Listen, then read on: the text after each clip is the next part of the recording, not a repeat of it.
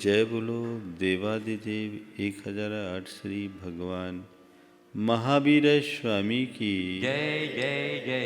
अहिंसा परमो धर्म की जय जय जय। परम पूज आचार्य गुरुवर श्री विद्यासागर जी महाराज जी की जय जय जय। परम पूज्य 108 मुनिवर श्री प्रमाण सागर जी मुनिराज की जय जय जय। परम पूज्य मुनिवर श्री अरह सागर जी मुनिराज की जय जय जय।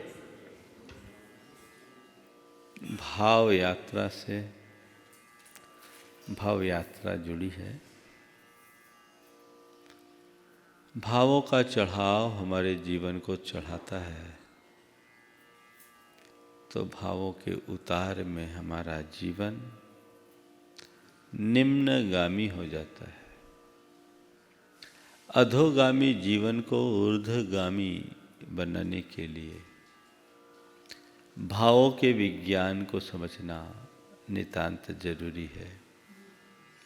जो इस भाव विज्ञान को समझकर अपने भावों में ठहराव लाता है, वही अपना भवोद्धार कर सकता है। ज़्यादातर लोगों के जीवन में भटकाव है, क्योंकि उन्हें भावों की सही समझ नहीं है। सही समझ के अभाव में हम अपने जीवन को सही दशा तक नहीं पहुंचा सकते। आज हमें आवश्यकता है अपने भावों को समझने की। लेशा के माध्यम से हम अपने ही भावों को पढ़ने का प्रयास कर रहे हैं। और आज तीसरा क्रम है कापोत लेशा। ये एक ऐसी अवस्था है जो है तो अशुभ, लेकिन शुभ में भी पहुंचा सकता है। चढ़ जाए तो शुभ है और उतर जाए तो और अशुभ। एक तरफ पीत लेशा है, एक तरफ नील लेशा है। आज जिनकी चर्चा मैं आप सबसे करूंगा, आप देखेंगे जिन भावों को कापोत लेशा के अंतर्गत लिया गया है, उनमें मनुष्य थोड़ी समझ रख ले तो वही उसकी चेतना के विशुद्धि का निमित्त बनेगा। वो ऊपर चढ़ जाए और उनमें और मगन हो जाए तो डूब जाएगा। ये बीच की अवस्था है। शास्त्र की भाषा में कापोत लेशा अशुभ परिणाम है, लेकिन इसी अशुभ से शुभ में जाया जा सकता है। इसे कापोती रंग बताया। काले रंग में लाल रंग मिला देने पर जो रंग बनता है, वो रंग इसका है। यानी हमारे अंदर कलुषता में थोड़ी थोड़ी कमी आती है, तब ये कापोत लेशा होती है। कृष्ण लेशा प्रगाढ़तम लेशा एकदम काला, उसमें कुछ दिखता नहीं है। नील लेशा में कालेपन का तो अभाव है, लेकिन नीला है, गाढ़ नीला। पर कापोत थोड़ा लाइट हो गया है, इसमें कुछ उभार आ सकता है। हमने कृष्ण और नील लेशा की चर्चा करते समय ये जाना कि ये हमारे भावों की प्रगाढ़ क्रूरता और कलुषता का द्योतक है। ये अवस्था क्वचित कदाचित होती है। पर आज जिस कापोत लेशा की बात मैं करने जा रहा हूं, इसमें लोग अक्सर रहते हैं। ये हमारे अंदर की सामान्य नकारात्मक भावनाओं की अभिव्यक्ति को प्रकट करता है। हमारे अंदर अनेक प्रकार की नकारात्मकताएं हैं, जिनसे हमारे मन में अशांति, उद्वेग, व्यग्रता और बेचैनी होती है। कापोत लेस्या एक ऐसी लेस्या है जो हमारे भावों को अशांत बनाता है और हमारे व्यवहार को भी कुछ अंशों में बिगाड़ डालता है। कृष्ण और नील लेस्या वालों का भाव खराब है ही, बर्ताव भी बहुत बुरा होता है। कापोत लेस्या का प्रकट बर्ताव तो फिर भी बुरा न दिखे, लेकिन भाव बुरा होता है। बर्ताव समझ में नहीं आ रहा है, लेकिन भाव बुरा है, और ये बहुत खतरनाक है। ये परिणाम आत्मा के लिए अशांत और अपवित्र बनाने वाले हैं। इनसे हमारा व्यक्तित्व अंदर से खोखला होता है। बहुत सारे लक्षण कापोत लेस्या से युक्त जीवों के बारे में बताए हैं। उनमें से आज कुछ की चर्चा मैं कर रहा हूँ। चिंता पैशून्य मात्सर्यम, स्वसंसा पर निंदनम, जीवन नैराश्य युद्धे, मरणोद्यमादि लक्षणम। ये कुछ ऐसी बातें हैं जिन पर हमें आज गंभीरता से विचार करना है। सबसे पहली बात चिंता की है। चिंता जीवन की असहज परिणति है। ये हमारे मन की शांति और प्रसन्नता को लीन जाती है। चिंता हमें गाढ़ हताशा से भर देती है। ये एक प्रकार की नकारात्मकता है। ये मान करके चलना कि यदि मेरा मन चिंतामग्न है, कहीं भी मैं चिंताविष्ट हुआ हूं, तो ये मेरी आत्म विशुद्धि की कमी है। ये एक प्रकार की कलुषता है, जो शास्त्र की भाषा में पाप बंध का हेतु है और जीवन की दृष्टि से अशांति का कारण। ये चिंता कब आ जाती है किसी को पता नहीं, लेकिन एक बार चिंता आती है, बुरी तरह हावी हो जाती है, और जिस पर चिंता हावी होती है उसकी दशा चिंतनीय बन जाती। आप अपने मन की पड़ताल करके देखें। अगर मैं बात करूं तो एक एक विषय पर भी कई कई दिन बात की जा सकती है, पर मैंने अभी सोचा है कि एक लेस्या को एक दिन, अधिकतम 2 दिन पूरी बात मुझे करनी है। चिंता पर विस्तार से चर्चा तो फिर भी कभी होगी, लेकिन आज के समय में ज़्यादातर लोग चिंतामग्न दिख रहे हैं। सबको गाढ़ चिंता, आगे क्या होगा, है ना। हे भगवान, अब क्या होगा, ये कब तक चलेगा, ये लॉकडाउन कब खुलेगा। सुन रहे हैं कि लॉकडाउन 3 भी चालू होने वाला है। बहुत सारे लोग इससे प्रभावित हो गए। ये चिंता नहीं, ये एक विचार है। पर इस बात को लेकर के बैठ जाना, अरे कहीं फैल गया तो, कहीं मुझ पर हावी हो गया तो, कहीं ऐसा ना हो जाए, कहीं वैसा ना हो जाए, ये तमाम बातें जब मन में घर करती है तो मनुष्य की नींद उड़ जाती है। चिंता की वजह क्या है? 4 वजह हैं। चलिए, मुझे लगता है आज बात चिंता की ही कर दें, आपको चिंता से बाहर निकाल दें, फिर प्रसंगानुरूप जितनी बात होगी आपसे करी जाएगी। और अभी जब तक लॉकडाउन चलना है तो बातें भी तो चलती ही रहनी चाहिए। चिंता सबके मन में आती है, पर किसी के अंदर चिंता की प्रगाढ़ता होती है, किसी के अंदर स्वल्प।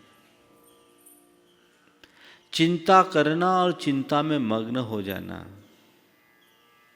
इन दोनों में बुनियादी अंतर है।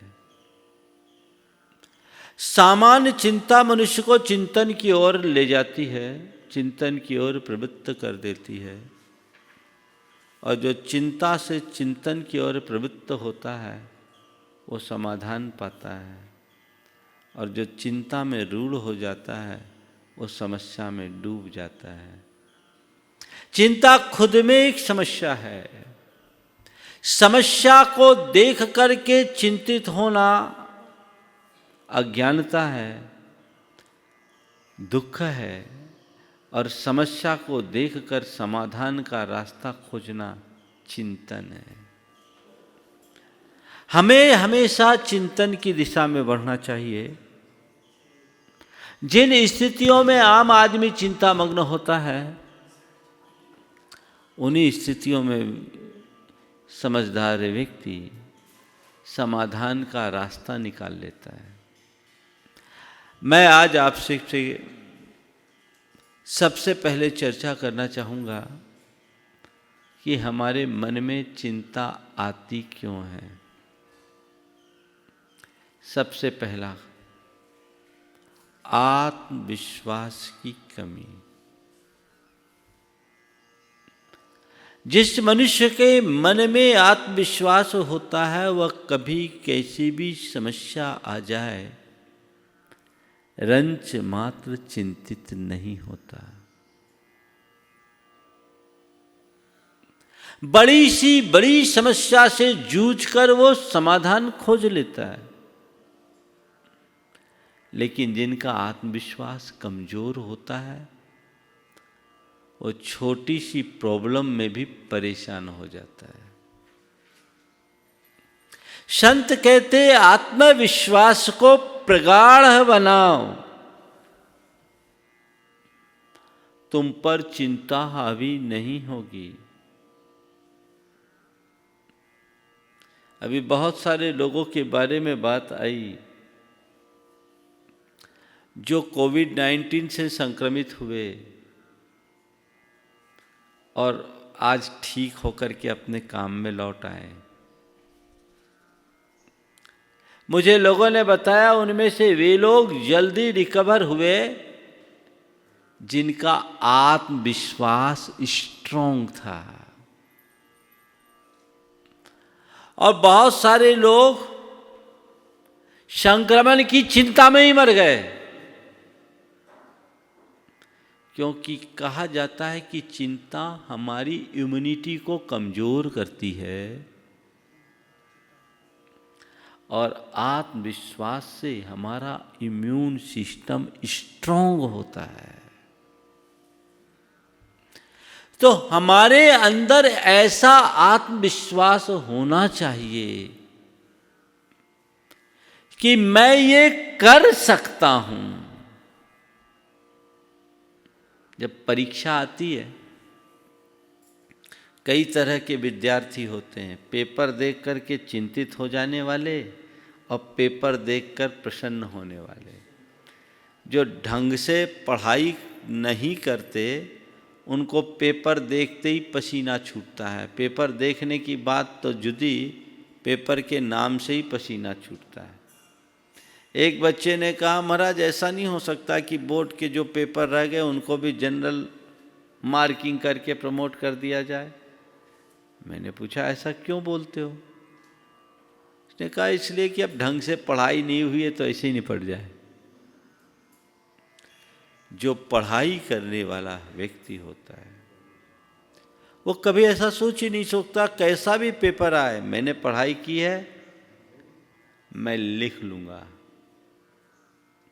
और मैं लिखूंगा ही नहीं, मैं टॉप में आऊंगा। उसका ये कॉन्फिडेंस होता है और अपने इसी आत्मविश्वास से वह जटिल से जटिलतम प्रश्नों का हल निकालने में समर्थ हो जाता है। दूसरी ओर जिनने ढंग की तैयारी नहीं की उनका आत्मविश्वास कमजोर होता है। पता नहीं लिख पाऊंगा कि नहीं लिख पाऊंगा, कहीं गड़बड़ न हो जाए। नतीजा ये बताते हैं कि आता हुआ उत्तर भी भूल जाते हैं, नहीं लिख पाते, कन्फ्यूजन क्रिएट हो जाता है। एक तो साधारण सा उदाहरण है, जीवन के हर क्षेत्र में जो मनुष्य आत्मविश्वास से लबरेज रहता है, उसके मन में चिंताएं कभी हावी नहीं होती। समस्याएं हर किसी के सामने आती है, समस्या से मुक्त किसी का जीवन नहीं है। लेकिन आत्मविश्वासी समस्याओं के मध्य समाधान निकालता है, और जिनका आत्मविश्वास कमजोर होता है, चिंता के बोझ से दब जाता है। जीवन में कभी भी कैसी भी समस्या आए, अपने आत्मविश्वास को बनाए रखिए, समाधान होगा। दूसरा कारण है नकारात्मक सोच। नकारात्मकता मनुष्य को प्रायः चिंता में डालती है, और आज लोग नकारात्मकता से ज़्यादा ग्रसित हैं। थोड़ा भी कहीं किसी को कुछ होता है तो मन में क्या आता है? अभी ताजे सीजन में देख लो, कोई 4-6 बार छींकने लगे या थोड़ी नाक बहने लगे तो मन में क्या आता है? क्या हो गया? अरे ये क्यों सोचते हो? ये क्यों नहीं सोचते कि भाई सामान्य कारण से छींक आई है, छींक तो आती ही रहती है। हाँ, वर्तमान स्थिति में सावधान रहना चाहिए। सावधान रहना समझदारी का लक्षण है, लेकिन हर बात में शंका करना पागलपन की पहचान। आप क्या करते हैं? सावधानी या सतर्कता को अपनाते हैं, या शंका को जन्म देते हैं? जब नकारात्मकता होती है तो शंका ही शंका होती है, और मन में टेंशन। मान लो घर से बाहर गया, कोई व्यक्ति घर से बाहर गया, कह के निकला है रात 9 बजे तक मैं लौट आऊंगा। गाड़ी से गया है, सेल्फ ड्राइविंग में गया है,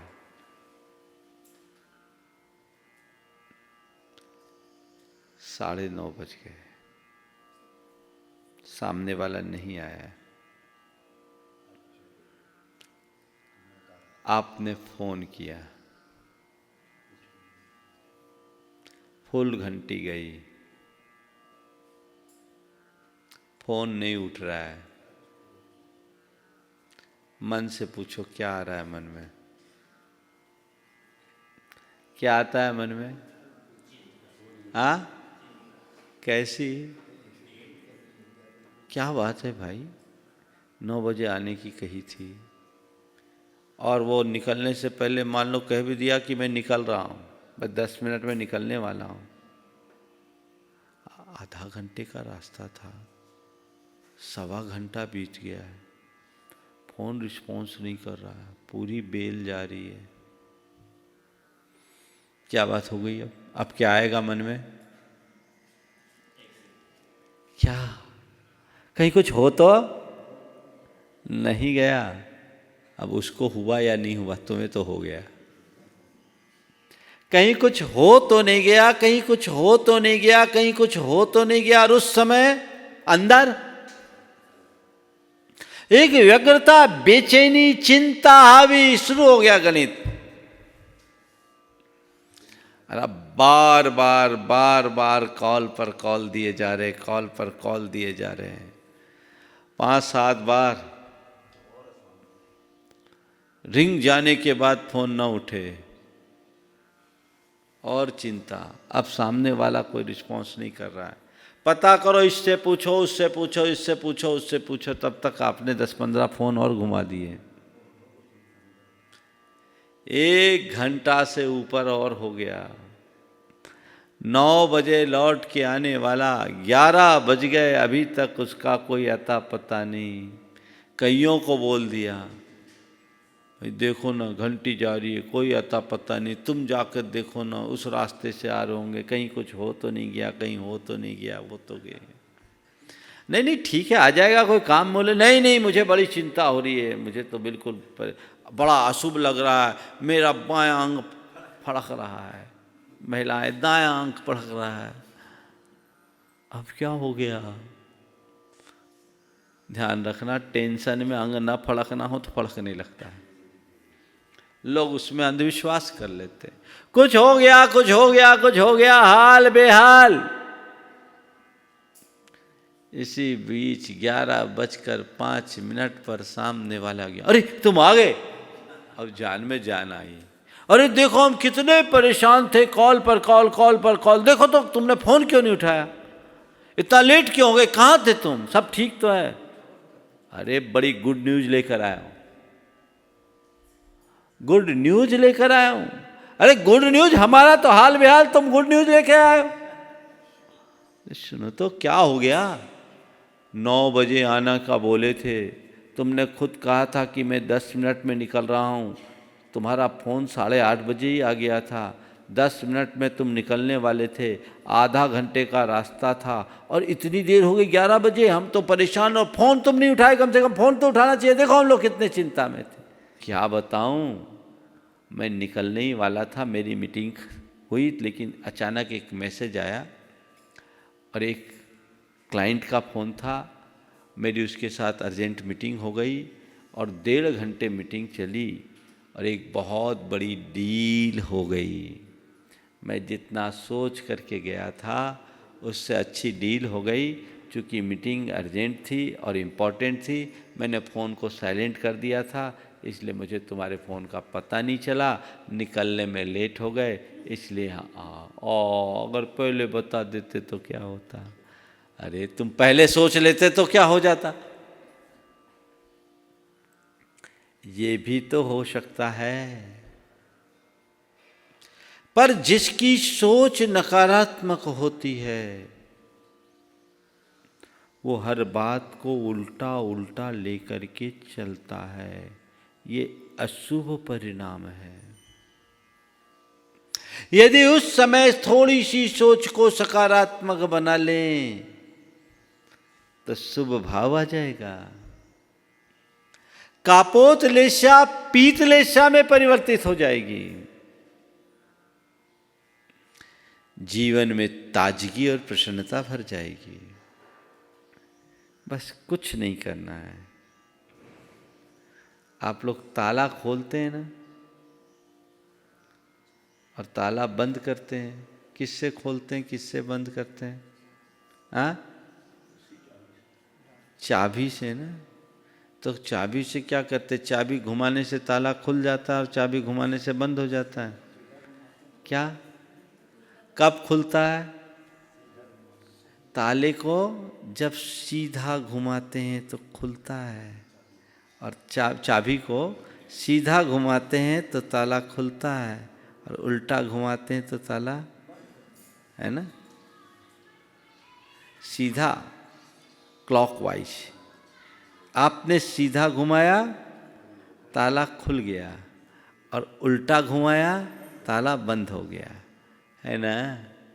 तो जैसे बाहर के ताले का सिस्टम है, वही सिस्टम भीतर का है।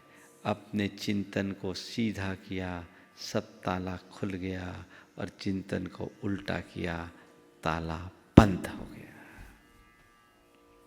नकारात्मकता उल्टा घुमाना है और सकारात्मकता चाबी को सीधा घुमाना है। सीधा घुमाने की कला विकसित कीजिए। आज से तय कीजिए कि मैं अपने जीवन में घटित हर प्रसंग को सकारात्मक तरीके से लूंगा, ताकि मेरे ऊपर किसी भी प्रकार की चिंता हावी न हो सके। ये आप कर सकते हैं। छोटा सा सूत्र है पर बड़ा उपयोगी है। तीसरी बात, विधि के विधान पर विश्वास न होना या यथार्थ की अनदेखी।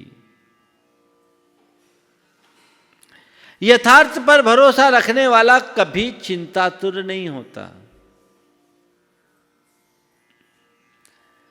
और जिसका यथार्थ पर विश्वास नहीं होता वो कभी चिंता से बच नहीं पाता। यथार्थ को पहचानो। क्या है यथार्थ जीवन का? जीवन का यथार्थ क्या है? कभी विचार किया? जीवन का यथार्थ है मैं आत्मा हूं और मेरे साथ जुड़े हुए जो भी संयोग है वे कर्मजन संयोग है। कर्म और आत्मा का संबंध अनादि से बना हुआ जरूर है, पर कर्म आत्मा का कुछ भी बिगाड़ नहीं कर सकता। आत्मा शाश्वत है, उसमें रंच मात्र भी फेर बदल नहीं हो सकता। एक प्रदेश भी इधर से उधर नहीं हो सकते। ये जीवन का एक बहुत बड़ा यथार्थ है जिसे हमेशा याद रखना चाहिए। और दूसरा, कर्मजन संयोग कर्म के अधीन है। जब तक कर्म अनुकूल है संयोग अनुकूल रहेंगे, और कर्म प्रतिकूल है तो संयोग प्रतिकूल होंगे। जिसका जैसा कर्मोदय होता है वैसा परिणाम उसे भोगना ही पड़ता है। हंसकर भोगे तो और रोकर भोगे तो, सहज भाव से भोगे तो और व्याकुल चित्त होकर भोगे तो। और जितने भी संयोग हैं ये नश्वर हैं, टिकाऊ नहीं है। ये जीवन भी नश्वर है, एक दिन यहीं छूट जाने वाला है। और इस भव का संयोग इस भव तक ही रहना है, परभव में नहीं जाना। ये जीवन की सच्चाई है। इस सच्चाई को जानने वाला कभी चिंतित नहीं होता। किसके लिए चिंता करे? आत्मा के लिए?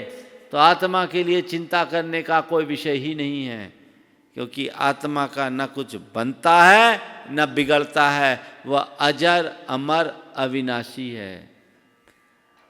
और जड़ संयोगों के लिए चिंता करते हो, वो अनात्मा है, वो तुम्हारे हाथ में नहीं है।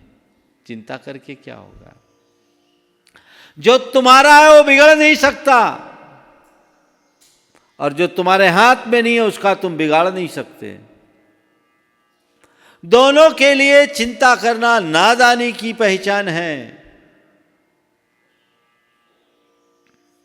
इस नादानी से बाहर आओ। कभी चिंता हावी नहीं होगी। जिनको जीवन के यथार्थ का बोध होता है, यथार्थ की पहचान होती है, वे कभी ज्यादा हाय हाय नहीं करते। ठीक है, जो कल देता है वो कल की व्यवस्था भी देता है। संयोग है, प्रतिकूल होते हैं, अनुकूल होते हैं, बनते हैं, बदलते हैं। संयोगों के परिवर्तन में मुझे सहज रहना है। हाँ, मैं आपसे ये नहीं कह रहा हूं कि निश्चिंत हो जाओ, आंख मूंद कर गाड़ी चलाओ, क्योंकि महाराज ने कहा था आत्मा अमर है और जो होना होगा सो होगा। ये उपदेश नहीं है। मेरा कहना केवल इतना ही है कि गाड़ी चलाओ, आंख खोल करके चलाओ, सावधानी से चलाओ, पर एक्सीडेंट के भूत को दिमाग में हावी मत होने दो। गाड़ी चलाते समय कुशलता से गाड़ी चलाना, सतर्कता से गाड़ी चलाना समझदारी है, पर कहीं एक्सीडेंट न हो जाए, कहीं एक्सीडेंट न हो जाए, कहीं एक्सीडेंट न हो जाए, इस चिंता में उलझ जाना पागलपन। सतर्कता रखो, मन में शंका हावी मत होने दो। 4 सूत्रों को ध्यान रखें। सतर्क रहें, संकालु न बने। व्यवस्था जुटाएं, प्रयास करें, परेशान न हो। सतर्क रहें, संकालु न बने, प्रयास करें, परेशान न हो। लोग सतर्क कम रहते हैं, शंका ज्यादा करते हैं, प्रयास कम करते हैं, परेशान ज्यादा होते हैं। व्यवस्था जुटाएं, बेचैन न हो। कल की व्यवस्था जुटाना समझदारी, भैया ठीक है, पता लगा लॉकडाउन हो रहा है, ये लंबा चलना है, राशन पानी अपने घर लाके रख लो, कोई दिक्कत नहीं है, जो है उसे फेस करेंगे, ये समझदारी। अरे अब क्या होगा पता नहीं, और बढ़ जाएगा, अभी तो कुछ क्लियर ही नहीं हो रहा, और बढ़ जाएगा तो मेरा क्या होगा, मेरा क्या होगा। जो होना होगा वो होगा, और क्या होगा। टेंशन लेने का क्या काम, इसमें टेंशन लेने का क्या काम। सहज भाव से जियो। इस सृष्टि में इस तरह के अनेक प्रकोप आए, उसके बाद भी आज तक सृष्टि सलामत है। अनेक प्रलय झेलने के बाद भी सृष्टि शाश्वत है। तो ये तो थोड़ा सा झटका है। जो जीवन के यथार्थ को जानते हैं वे रंच मात्र विचलित नहीं होते। साक्षात मृत्यु के सामने आने पर भी उन्हें कोई फर्क नहीं पड़ता। न मे मृत्यु कुतो भीति,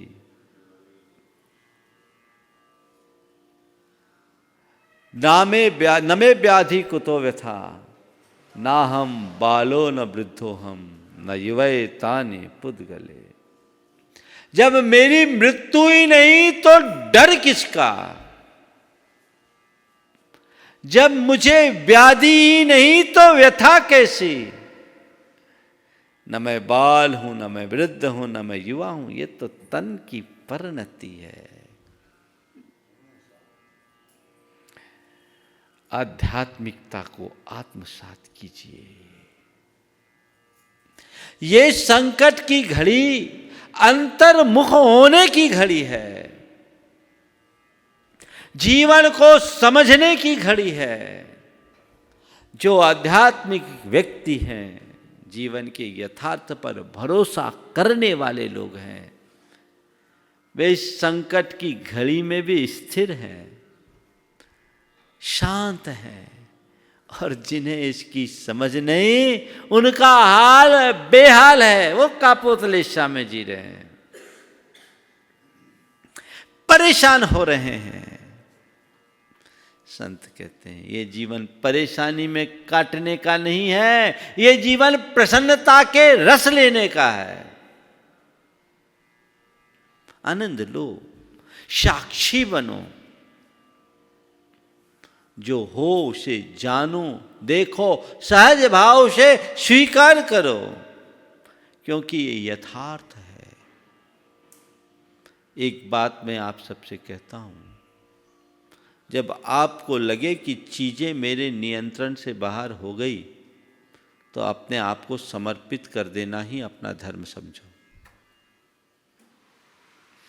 जब सिचुएशन आप आउट ऑफ कंट्रोल हो जाए तो सरेंडर हो जाओ। ठीक है, जानबूझकर गलत स्टैंड लेना ठीक बात नहीं है, पर कोई आपत्ति विपत्ति आ जाए तो घबरा जाना ये भी ठीक बात नहीं है। सामना करो, अंतिम क्षण तक सामना करो। समस्या का पहाड़ खड़ा हो तो समाधान का रास्ता ढूंढना शुरू करो, कोई ना कोई डायवर्जन मिलेगा। और आज तक ऐसा कोई पहाड़ नहीं हुआ जिसे लांघा न गया हो। तुम्हारे सामने चाहे जैसी विकट स्थिति निर्मित क्यों ना हो जाए, उसका भी रास्ता निकलता है। हर पहाड़ को लांघा जा सकता है। हमारी संस्कृति में तो समुद्र को भी बांधने का उदाहरण मिल गया। आप लोगों ने अभी अभी रामायण में देखा। इसलिए घबराना नहीं, यथार्थ पर भरोसा करो।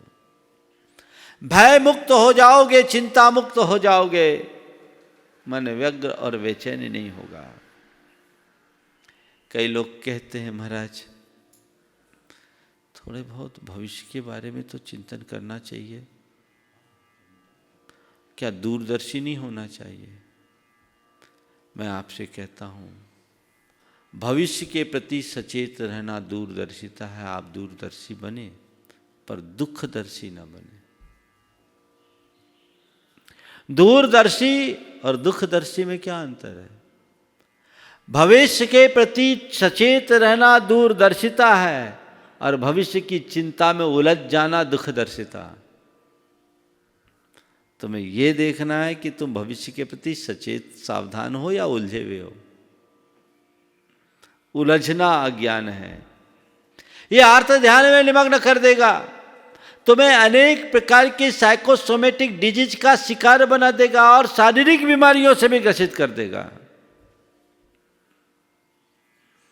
कितने प्रकार के विषाणु हमारे शरीर में जन्म ले लेते हैं चिंता के कारण। इसलिए इनसे मुक्त होने की राह चुननी चाहिए। तो खापोतलेशा के लक्षण में आज पहला ही लक्षण है। एक एक को लूँगा तो 8 दिन निकल जाएंगे इसी में, पर मैं चाहता हूँ कि अशुभ में कम रख करके शुभ में आपको ज़्यादा लगाऊं, ताकि हमारे जीवन की धारा बदले। इन सब से हमें बाहर निकलना है। आप नियमित भावना योग कीजिए, ये सारी दुर्बलताएं दूर होगी। सारी दुर्बलताएं दूर होगी। ये आपके चित्त में हावी नहीं होगी। कुछ लोगों को कहना महाराज अब आपके प्रवचन में भावना योग नहीं मिलता। भाई भावना योग की प्रक्रिया एक सी आप सबको दी हुई यूट्यूब में है, लीजिए, सुबह से अभ्यास कीजिए। और ये मोटिवेशन आपके लिए बहुत जरूरी है। इस समय आप लीजिए और चिंता से मुक्ति की राह निकालिए।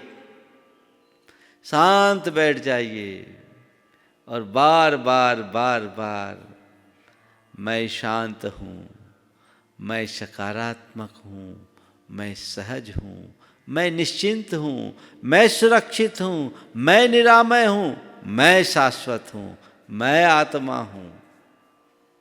1 मिनट में एक विचार को आप अगर बार बार दोहराते हो तो विचार आपके सबकॉन्शियस में अंकित हो जाता है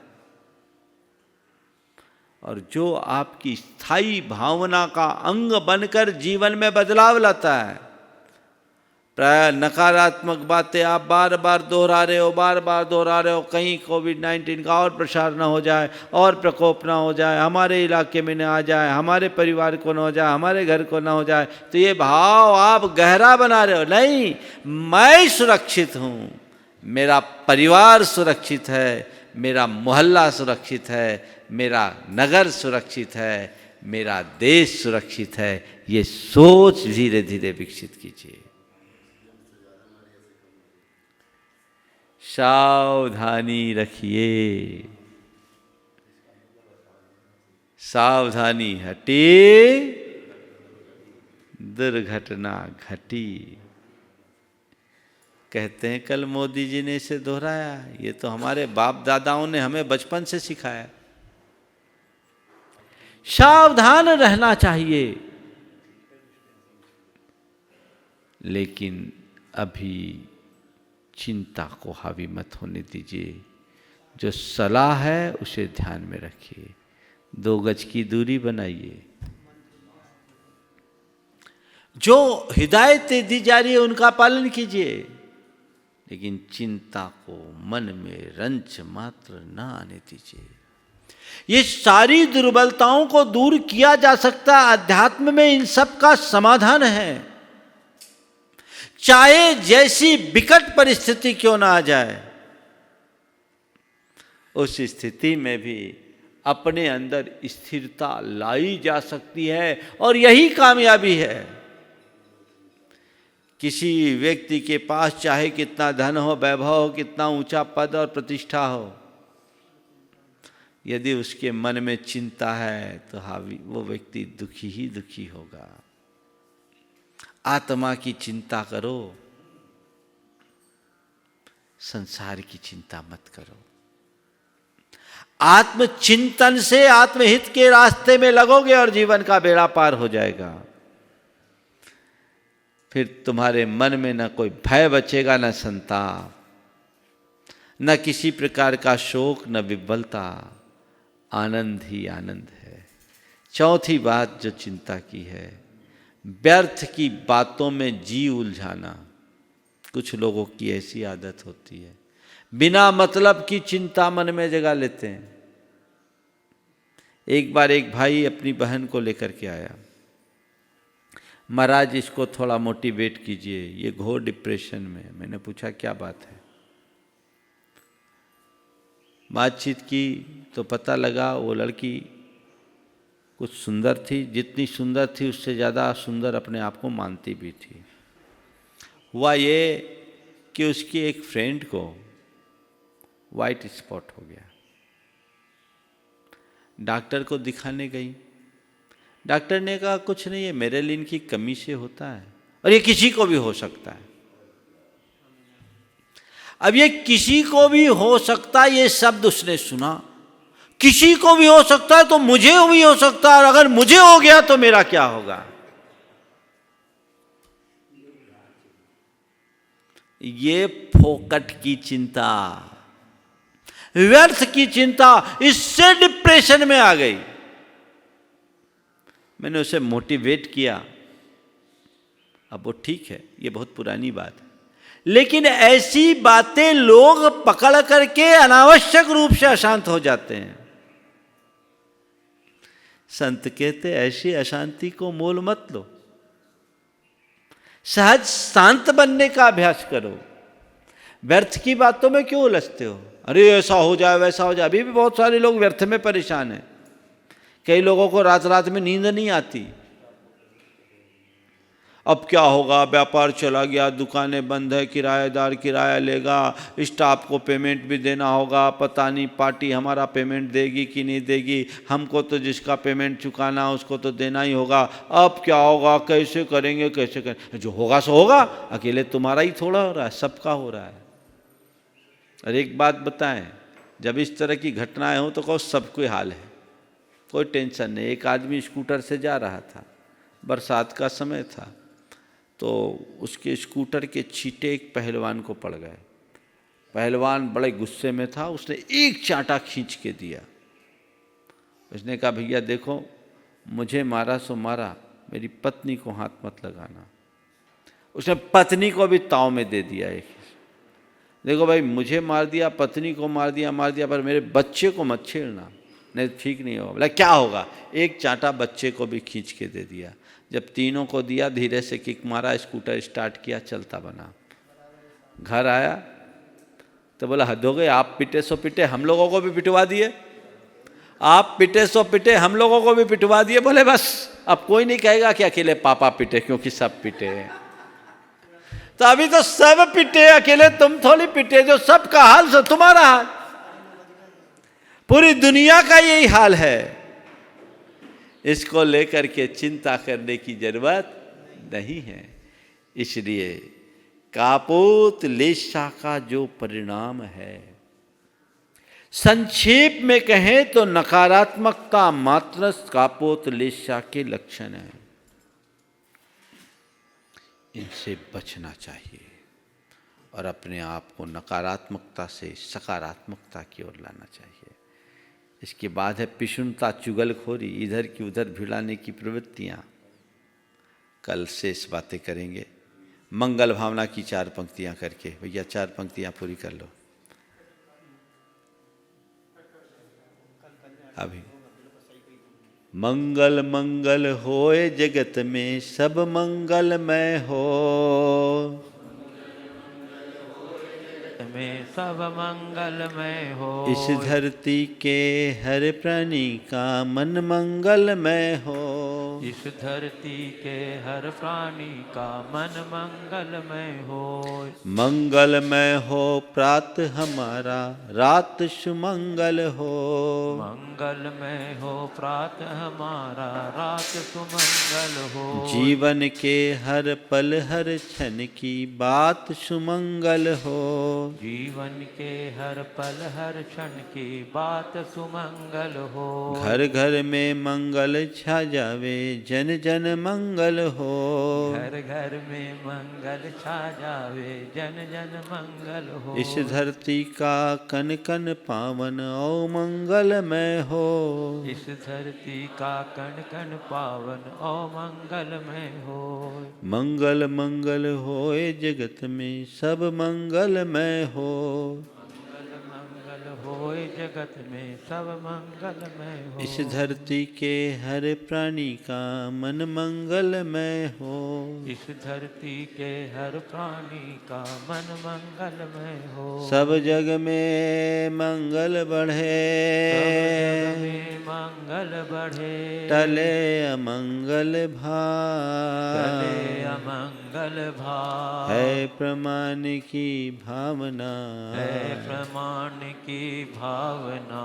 सब में हो सद्भाव। सब में हो सद्भाव। जय बोलो परम पूज्य आचार्य गुरुवर श्री विद्यासागर जी महाराज की जय।